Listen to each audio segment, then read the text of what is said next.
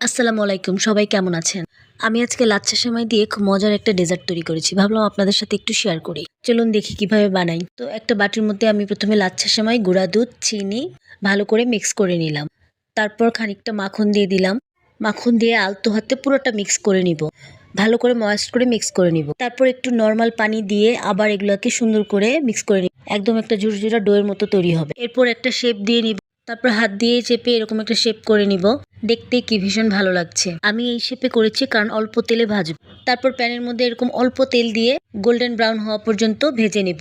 বিশ্বাস করেন এই ডেজার্টটা এত মজা হয় খেতে। বিশ্বাস করেন যখন আপনি নিজে বানিয়ে খাবেন তখন নিজেই অবাক হবেন যে এত মজা একটা ডেজার্ট নিজেই তৈরি করে ফেলেছি। তারপর এগুলো একে একে নামিয়ে এগুলোর মধ্যে সুন্দর করে আগের থেকে তৈরি করে রাখা শিরা দিয়ে দিব, চিনির শিরা, যেটা সবাই বানাতে পারে। একদম শিরার মধ্যে সবগুলো ভিজিয়ে দিব। তারপর একটা প্লেটের মধ্যে একটু গুঁড়ো দুধ নিয়ে সেটার মধ্যে এরকম উল্টে তৈরি করে নিব মজাদার সেমাইয়ের ডেজার্ট। তো কেমন লাগলো আমার ডেজার্টটা সবাই জানাবেন আর অবশ্যই বানিয়ে খাবেন। আজকে এই পর্যন্তই। আল্লাহ হাফেজ।